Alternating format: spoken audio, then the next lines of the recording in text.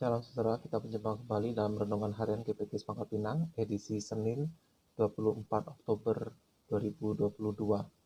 Nah, saudara, dalam rangka untuk memperingati mengenang reformasi Protestan, reformasi gereja pada tahun ini, saya akan membahas satu topik, yaitu teologi reformasi. Tidak ada yang netral di dalam dunia ini. Untuk memulai, mari kita mohon pertolongan dari Allah kita untuk bisa memahami dan mengerti firman Tuhan. Mari kita berdoa. Tuhan, kami bersyukur karena sudah lebih dari 500 tahun Engkau mengutus memakai hamba-Mu Martin Luther untuk mencelikkan mata dunia akan kebenaran firman Tuhan, yang pada saat itu gereja telah menyimpang dari kebenaran firman Tuhan. Dan biarlah Tuhan dalam rangka untuk mengenang peristiwa reformasi gereja, biarlah lewat renungan hari ini kami kembali boleh melihat kebenaran firman Tuhan yang memerdekakan kami dari jalan hidup kami yang jahat. Pakailah hamba-Mu untuk boleh menjelaskan, dan biarlah kami untuk mengerti apa yang menjadi kebenaran dari firman Tuhan ini. Kalau ada hal-hal yang mungkin masih belum kami terima sepenuhnya, kiranya Tuhanlah yang akan meyakinkan kami akan kebenaran firman Tuhan. Di dalam nama Tuhan Yesus kami berdoa dan berserah. Amin. Nah, saudara, tidak ada yang netral. Kebenaran ini didengungkan kembali oleh para bapak-bapak reformator gereja. Dalam anggapan banyak orang, termasuk orang-orang Kristen yang saleh sekalipun, ada area-area atau hal-hal yang netral di dalam dunia ini. Dan saya memohon dengan sangat pengertian dari saudara-saudara untuk memahami ketika saya membawakan materi ini, saya tidak berusaha mengkritik seseorang atau siapapun juga, baik di lingkungan gereja kita atau di lingkungan di luar gereja kita. Motivasi saya semata-mata untuk mengajarkan apa yang saya yakini benar seharusnya menurut firman Tuhan. Dan keyakinan ini telah saya anut sejak saya masih duduk di bangku seminari. Nah, sekali lagi, tidak ada yang netral di tengah-tengah dunia ini. Apa itu netral? Netral artinya adalah tidak terlibat atau tidak berpihak kepada pihak manapun. Misalnya, anggapan bahwa uang itu netral tergantung pada pemakainya. Sekilas pandangan ini benar dan bisa dimengerti dan sekilas bisa diterima. Tetapi para reformator gereja memahami Alkitab, memahami bahwa Alkitab menyatakan hal yang berbeda. Masalah ini ada mirip-miripnya, saudara, dengan anggapan umum bahwa seorang anak yang baru lahir ke dalam dunia ini, anak itu pikirannya atau hatinya itu netral, bersih. Dia akan menjadi anak yang baik, orang yang baik atau orang yang jahat tergantung dari lingkungannya. Tetapi Alkitab menyatakan bahwa setiap orang itu diperanakkan dalam dosa. Setiap orang yang lahir ke dalam dunia ini punya natur dosa, telah jatuh ke dalam dosa dan kehilangan kemuliaan Allah. Karena itu tidak sanggup melakukan yang benar menurut standar Tuhan.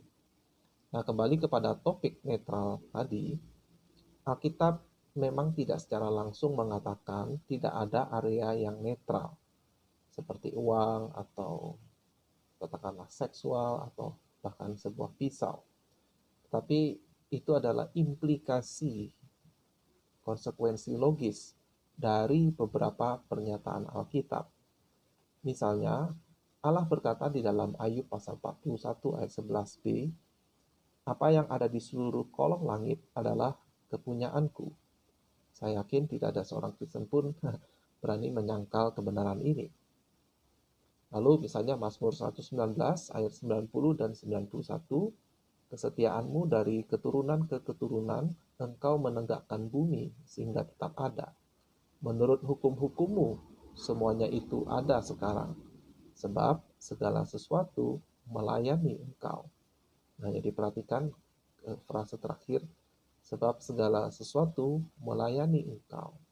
Segala sesuatu, karena hukum Tuhan yang menciptakan, semuanya itu ada. Dan segala sesuatu ada untuk melayani Tuhan. Jadi ayat ini menyatakan segala ciptaan Allah yang ada adalah untuk melayani Allah. Dalam cara bagaimana? Contoh, Mazmur 19 ayat 1-4. Langit menceritakan kemuliaan Allah dan cakrawala memberitakan pekerjaan tangannya. Hari meneruskan berita itu kepada hari dan malam menyampaikan pengetahuan itu kepada malam. Tidak ada berita dan tidak ada kata, suara mereka tidak terdengar. Tetapi gema mereka terpencar ke seluruh dunia dan perkataan mereka sampai ke ujung bumi. Jadi bagaimana sebuah ciptaan menceritakan kemuliaan Allah, melayani Tuhan, tergantung dari ciptaan itu sendiri. Ya, apa? Batu, apakah itu matahari, apakah air, uang, pisau, atau manusia. Setiap ciptaan melayani Allah dalam cara yang berbeda-beda, atau dengan istilah dari Mazmur 19, menceritakan kemuliaan Allah dengan caranya masing-masing. Jadi segala sesuatu yang ada di dalam alam semesta ini adalah milik Allah dan melayani Allah, atau dengan kata lain, menyatakan kemuliaan Allah dalam cara tertentu. Sekarang kalau demikian halnya, itu sebabnya mengapa manusia itu dituntut untuk hidup bagi kemuliaan Allah.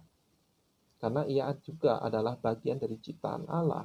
Jadi yang seharusnya melayani Allah dan yang menceritakan kemuliaan Allah. Tapi kita tahu bahwa manusia telah jatuh dan karena itu kehilangan kemuliaan Allah. Bahkan manusia telah menggantikan kemuliaan Allah dengan kemuliaan ciptaan, dengan melupakan pencipta yang patut disembah selama-lamanya. Nah, saudara, dalam teologi, khususnya teologi reformasi, dampak kejatuhan manusia ke dalam dosa ini disebut efek noetik. Ya, noetik itu sendiri artinya adalah berkaitan dengan atau berdasarkan pada intelek. Ya, itu arti dari kata noetik. Jadi efek noetik dosa berarti bahwa natur manusia yang sudah jatuh ke dalam dosa itu sepenuhnya rusak. Secara intelek tidak mampu, bahkan menjadi bertentangan dengan kebaikan yang sejati dan sepenuhnya cenderung kepada kejahatan. Teks-teks Alkitab banyak sekali membahas hal ini. Berikut hanyalah beberapa contoh kecil ya. Sebab keinginan daging adalah perseteruan terhadap Allah, karena ia tidak takluk kepada hukum Allah. Hal ini memang tidak mungkin baginya. Roma 8 ayat 7. Lalu, tetapi manusia duniawi tidak menerima apa yang berasal dari Roh Allah, karena hal itu baginya adalah suatu kebodohan, dan ia tidak dapat memahaminya, sebab hal itu hanya dapat dinilai secara rohani. 1 Korintus 2 ayat 14. Jadi kita melihat ayat-ayat ini berbicara bagaimana manusia yang natural atau manusia yang lahir ke dalam dunia ini itu tidak mungkin takluk kepada hukum Allah. Jadi secara noetik, secara intelektual, secara perasaan tidak mungkin. Bahkan mereka menganggap hikmat Allah, kebenaran Allah itu kebodohan. Tapi orang yang lahir dari Allah, yaitu yang lahir baru oleh Roh Kudus, maka mereka bisa menilai dengan benar kebenaran Allah itu, menilai dengan tepat dan menghargai, mengasihi, bahkan menundukkan diri kepada kebenaran Tuhan itu. Nah, saudara, kebenaran ini, efek noetik dosa kepada manusia itu bisa kita buktikan dengan melihat perkembangan dari seorang anak kecil. Setiap anak kecil itu harus diajarkan hal-hal yang baik, hal-hal yang kudus, hal-hal yang benar, hal-hal yang patut dipuji, hal-hal yang patut untuk dilakukan. Tetapi itu pun harus dengan usaha yang ekstra. Kalau Bapak Ibu sudah punya anak, pasti memahami dengan betul kebenaran ini. Sedangkan untuk melakukan hal-hal yang tidak baik, hal-hal yang jahat, hal-hal yang kurang patut, seorang anak dalam perkembangannya, mereka bisa dengan mandiri menjadi mahir, ya, bahkan dengan sangat kreatif untuk melakukan hal-hal yang jahat dan tidak terpuji seperti itu. Tidak perlu belajar, tapi bisa mahir dengan sendiri. Jadi hanya manusia, dan kemudian kalau kita mau memasukkan juga iblis, hanya manusia dan iblislah yang bisa dan menjadi musuh Allah, yaitu manusia memakai ciptaan untuk melawan pencipta, melawan Allah.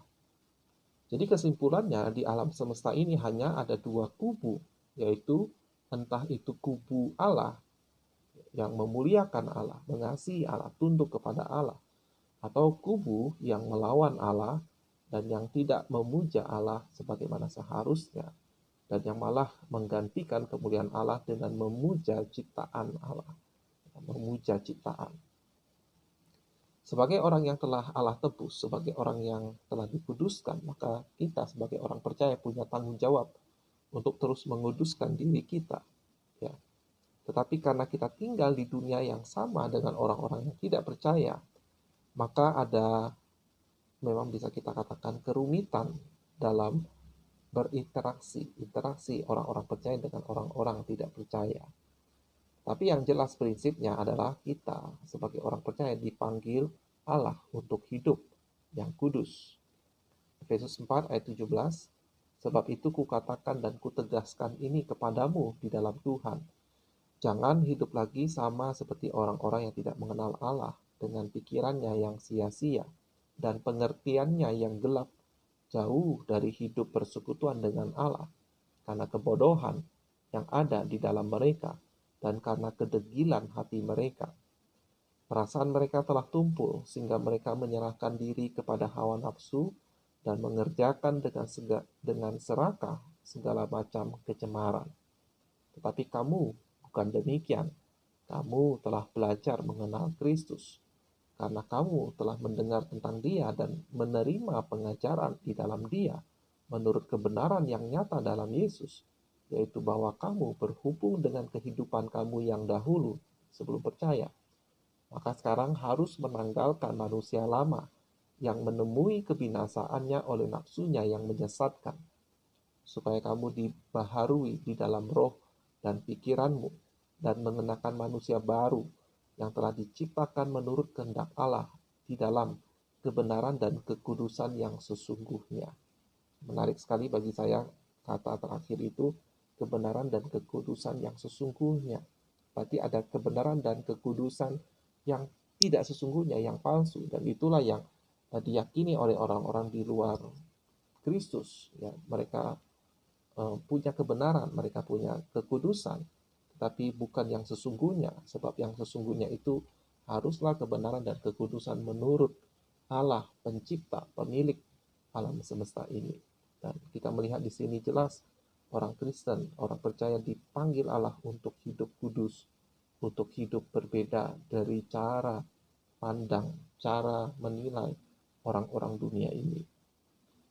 Ini berarti, saudara, implikasinya, konsekuensi logisnya adalah dalam berinteraksi kita dengan orang-orang tidak percaya, sehari-hari kita harus mawas diri atau sadar pada produk budaya atau ciptaan atau karya dari orang-orang yang tidak percaya.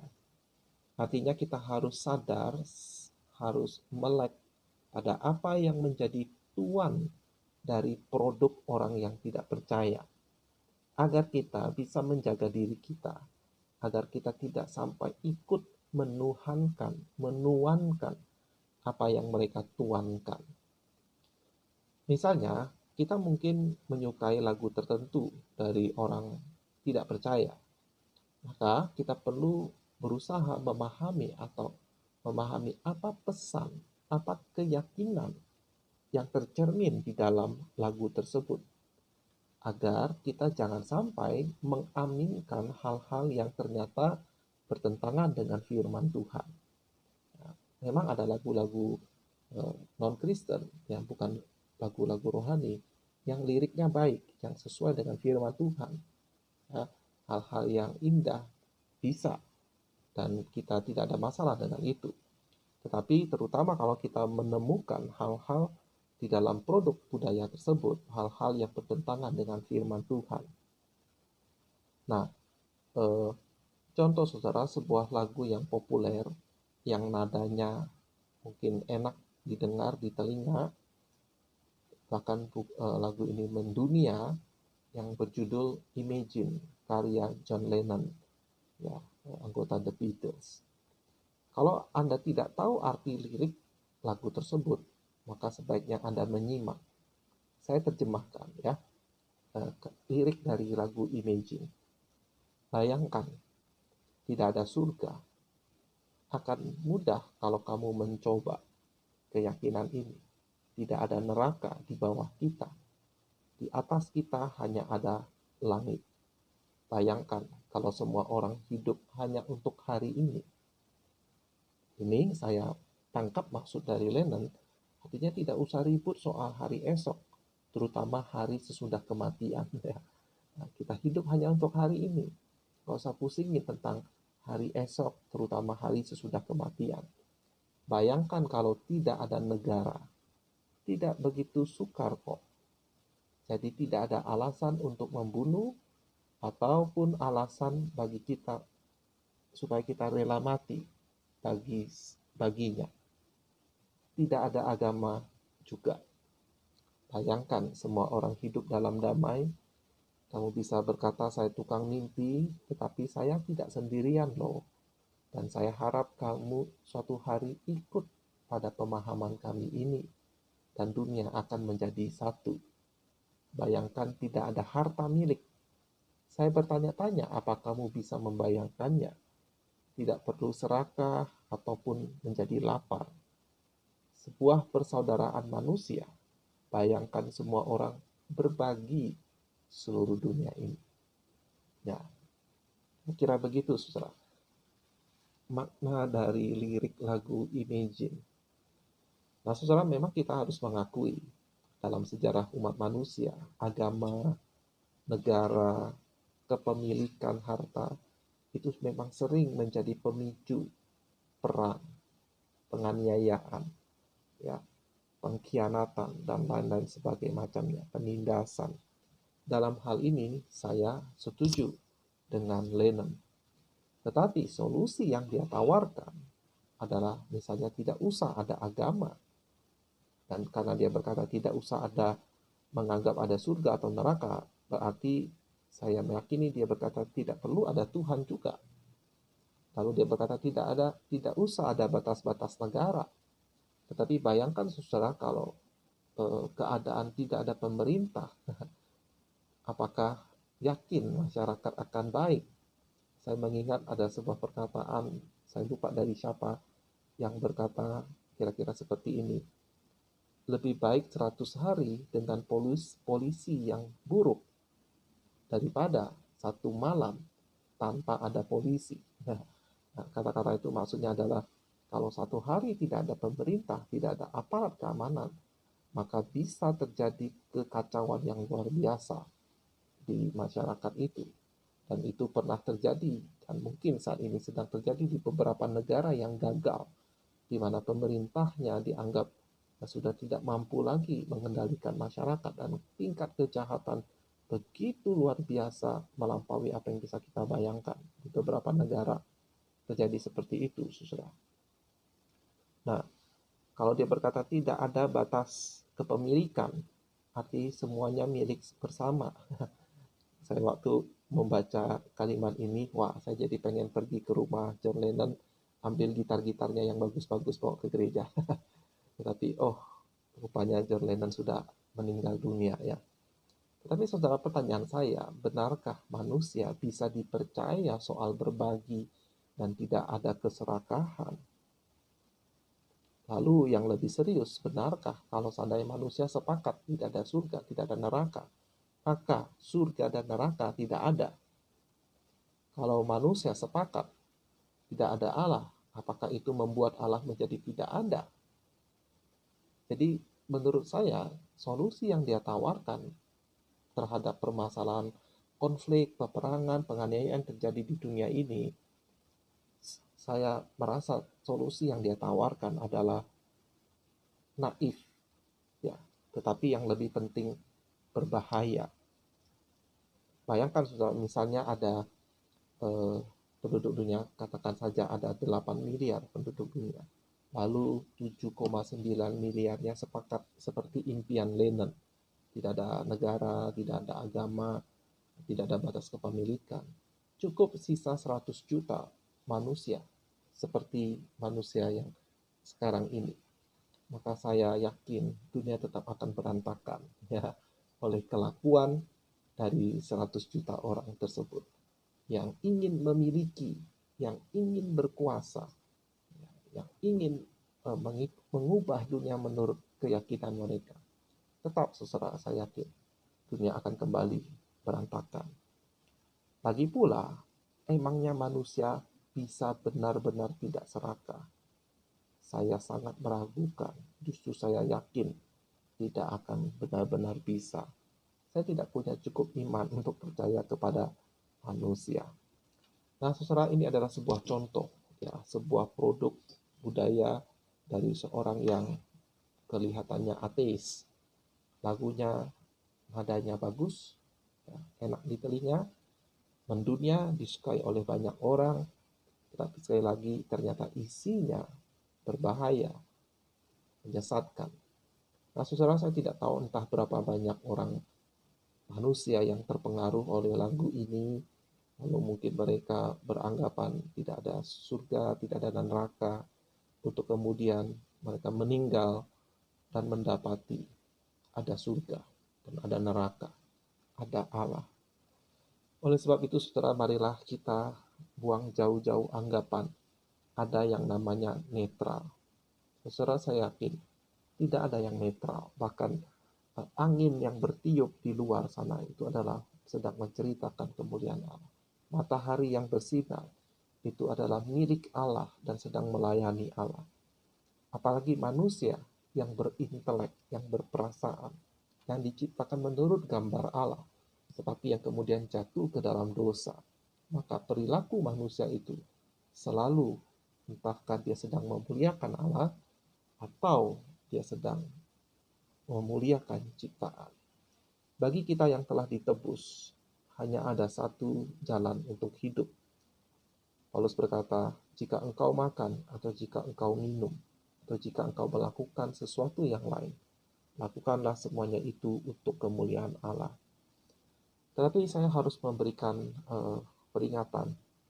Ini tidak berarti bahwa selama kita hidup di dunia ini, kita hanya boleh berhubungan dengan orang percaya saja, atau hanya boleh memakai produk ciptaan karya orang percaya. Tidak. Sebab kalau kita menjadi eksklusif seperti itu, maka mungkin kita harus pindah ke planet lain.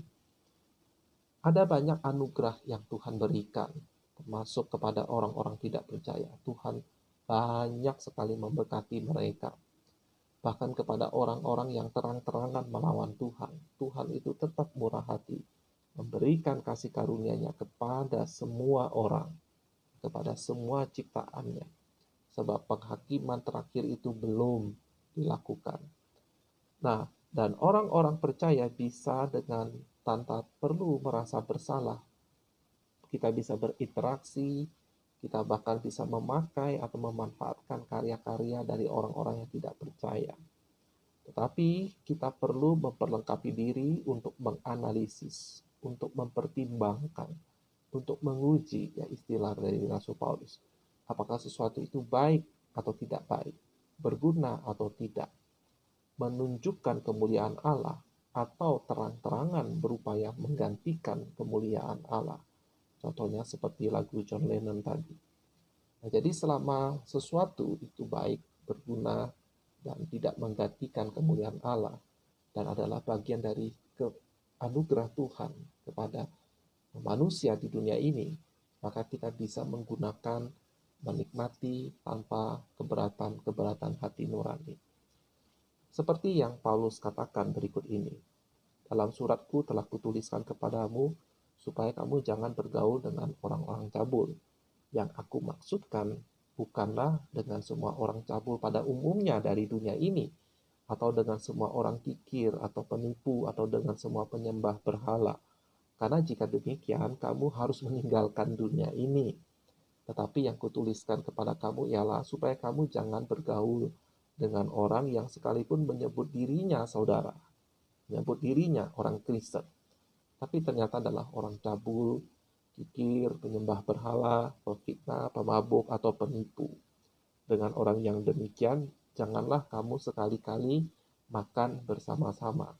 Dan yang Paulus maksudkan makan bersama-sama ini adalah perjamuan kudus. Sebab perjamuan kudus itu menyatakan kita bersatu dengan Tuhan dan bersatu dengan tubuh Kristus, yaitu gereja. Jadi kalau ada orang yang terus-menerus dengan sengaja melakukan hal-hal seperti tadi, maka orang itu seharusnya lah itu dikeluarkan dari gereja. Ya, kalau dia tidak mau bertobat, kalau dia tidak mau menyesal, dia tidak mau mengakui kesalahannya. Nah, jadi bergaul dengan orang dunia itu wajar, bahkan tidak terelakkan. Tapi yang terpenting adalah kita menjaga kekudusan diri dan juga menjaga kekudusan gereja Tuhan. Kiranya renungan hari ini boleh menolong saudara.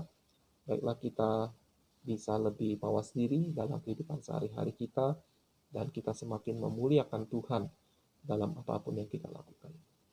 Sampai di sini, Tuhan Yesus memberkati.